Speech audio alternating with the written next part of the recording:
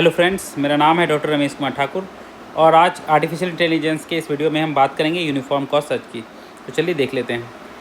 सबसे पहली बात, ये एक अनइन्फॉर्म सर्च टेक्निक है। यहाँ पे कोई भी ह्यूरिस्टिक या हिंट नहीं है, हमें सोर्स एंड गोल नोड है। But source and goal node की इन्फॉर्मेशन के अलावा यहाँ एक और एक्स्ट्रा इन्फॉर्मेशन रहती है, और वो इन्फॉर्मेशन रहती है कि हमारा स्टेप कॉस्ट दिया रहता है। मतलब एक नोड से दूसरे नोड तक जाने के लिए कितना कॉस्ट लग रहा है वो गिवन रहता है। ये एक अलग चीज़ है जो कि बाकी अनइन्फॉर्म सर्च टेक्निक में नहीं रहता है, बस एक एक्स्ट्रा एड रहती है। ठीक है, एंड ये एकमात्र ऐसा एल्गोरिदम है अनइन्फॉर्म्ड में जो कि ऑप्टिमल होता है। अभी तक जो हम ऑप्टिमलनेस की बात करें कि कम से कम कॉस्ट में ढूंढ के सॉल्यूशन देता है कि नहीं, तो केवल यही एकमात्र एल्गोरिदम है जो ऑप्टिमल होता है।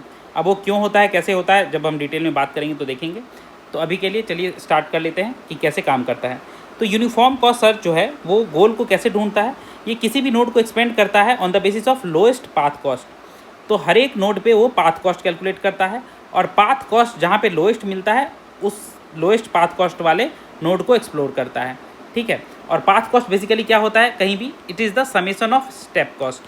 तो सोर्स नोड से उस नोड तक जितने भी स्टेप कॉस्ट हैं सबको सम कर देंगे तो हमारा पाथ कॉस्ट मिलता है। तो हर एक नोड पे हम क्या करेंगे, पाथ कॉस्ट जो है GN से डिनोट करते हैं पाथ कॉस्ट को, वो हम कैलकुलेट करेंगे, और जहाँ पे जिस नोड का पाथ कॉस्ट सबसे कम होगा उसे हम एक्सप्लोर करेंगे सबसे पहले। ठीक है, और इसको हम जब हम अप्लाई करते हैं मेमोरी में तो इसे हम प्रायोरिटी क्यू की मदद से मेमोरी में इम्प्लीमेंट करते हैं। ठीक है, BFS DFS अगर हम देख रहे थे तो BFS में हम क्या कर रहे थे, नॉर्मल फीफो क्यू का यूज़ कर रहे थे in case of BFS, and जब हम DFS कर रहे थे या DFS के वेरिएंट कर रहे थे तो हम लीफो क्यू का यूज़ कर रहे थे DFS और इसके वेरिएंट में। ठीक है, जो कि DLS थे एक वेरिएंट, और IDS ये सब में। बट यहाँ पे जो है क्यू जो है हमारा वो प्रायोरिटी क्यू हो जाएगा, एंड वो प्रायोरिटी किस बेसिस पे डिसाइड होगी, प्रायोरिटी डिसाइड होगी हमारा on the basis of lowest path cost GN। ठीक है, GN के बेसिस पे प्रायोरिटी डिसाइड होगी। अब यहाँ पे इसके अलावा प्रायोरिटी क्यू यूज़ करने के अलावा और दो डिफरेंस है जो कि BFS से अलग हैं। वो क्या क्या है, BFS DFS में क्या होता था, जैसे ही हमें गोल नोड मिलता था हम सर्चिंग स्टॉप कर देते थे। बट यहाँ पे ऐसा नहीं है। यहाँ पे गोल तो अप्लाई होगा, बट जैसे ही हमें पहला गोल मिलेगा तभी हम सर्चिंग स्टॉप नहीं करेंगे।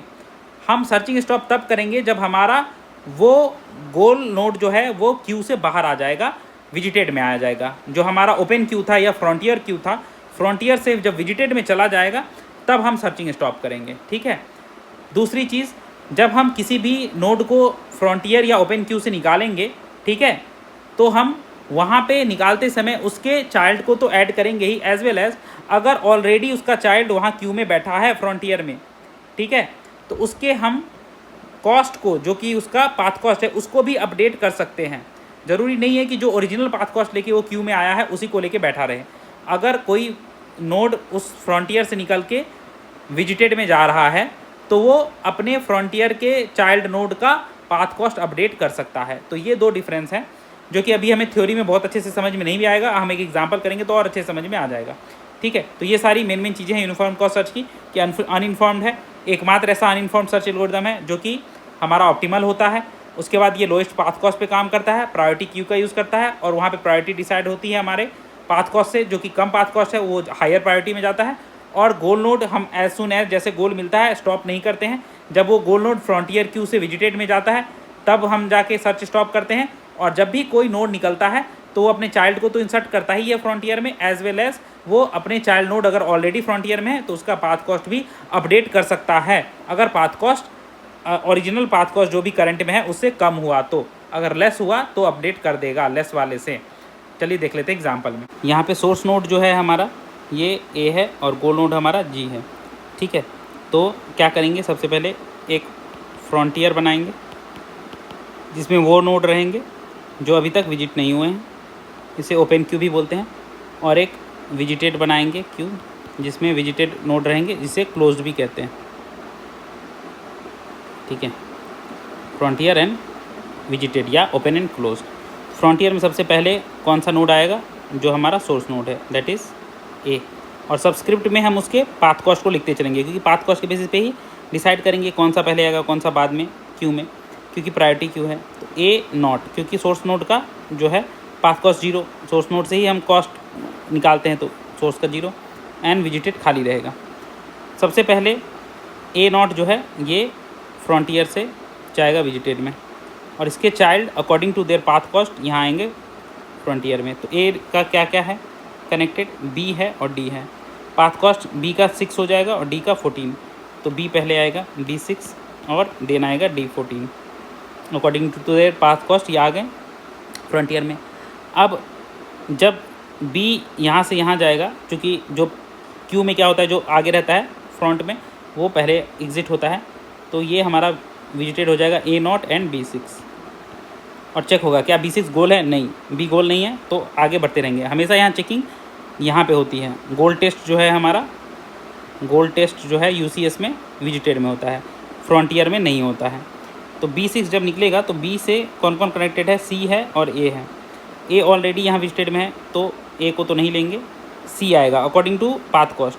C का जब निकालेंगे पाथ कॉस्ट कितना हो जाएगा, 6 + 8 14। तो देख लीजिए D14 भी था, C भी 14 है, किसी को पहले रख सकते हैं, तो मान लीजिए हम C14 ही पहले रख लेते हैं। C14 और D14 ये दोनों यहाँ आ जाएगा। नेक्स्ट जो पहले है वो यहाँ पे जाएगा विजिटेड में, तो A not B6 and C14। C गोल है नहीं है, तो फिर C के चाइल्ड जाएंगे यहाँ पे। C का चाइल्ड एक B है और एक D है। B ऑलरेडी यहाँ पहुँच गया है तो विजिटेड वाला तो नहीं होता है, फिर से चेक। D का कितना आएगा अकॉर्डिंग थ्रू C, D का पाथ क्या है, अगर कम होगा तो अपडेट कर देंगे इसको 14 को, नहीं कम होगा तो छोड़ देंगे।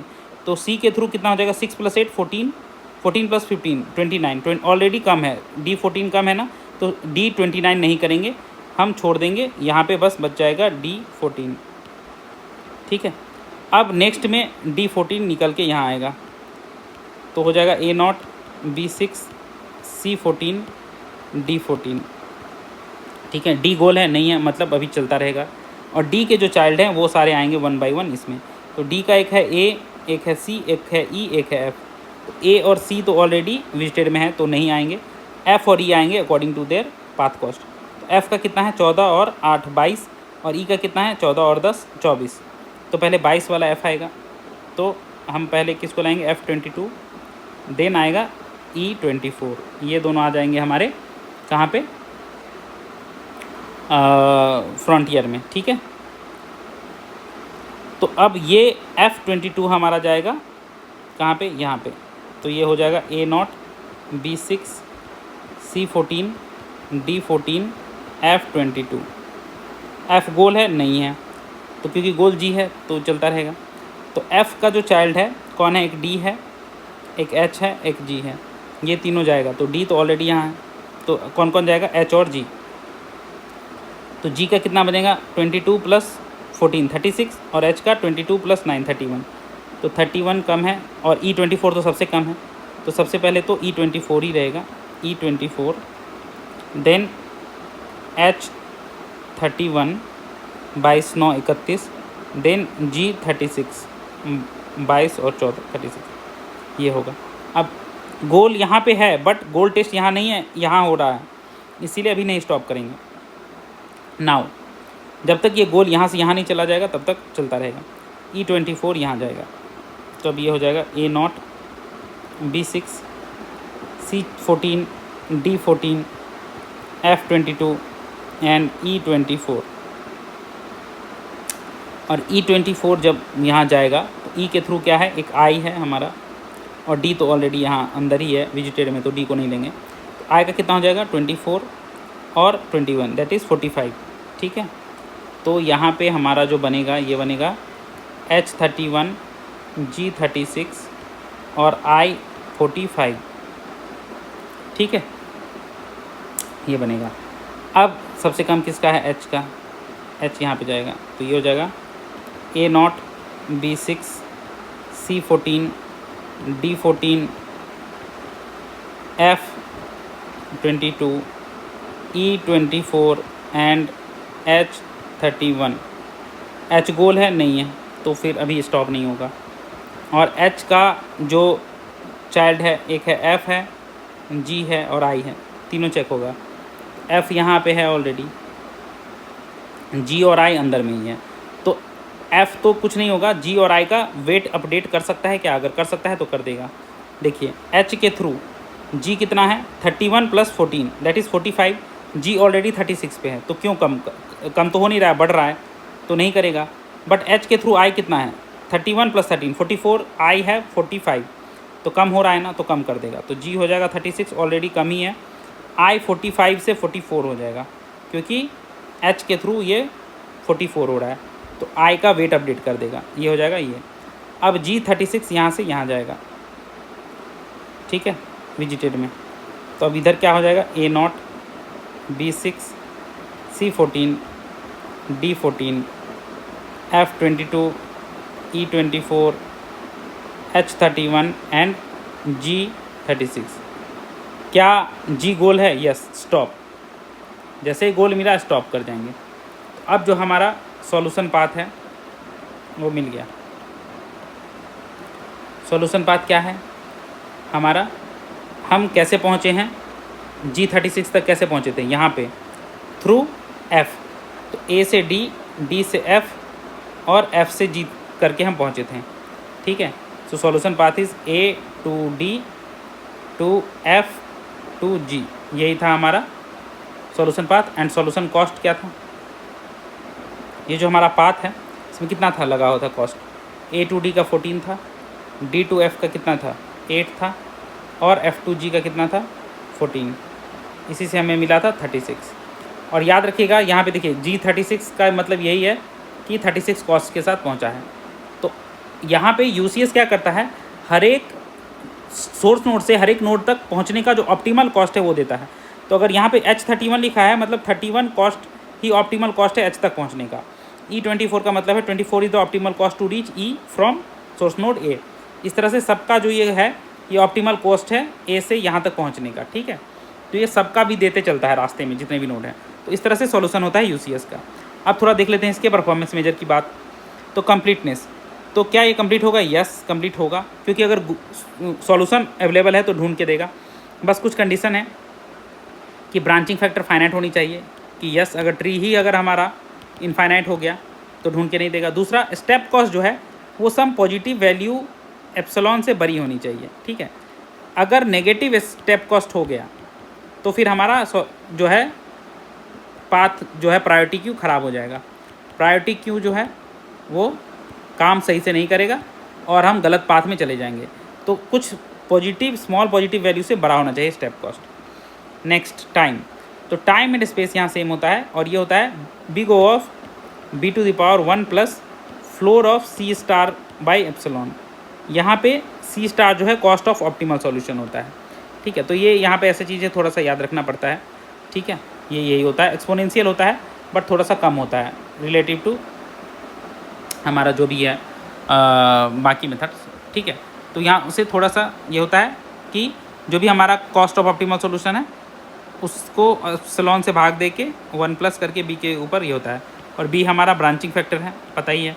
ब्रांचिंग फैक्टर जो होता है वो होता है हमारा, branching factor is maximum number of branches of any node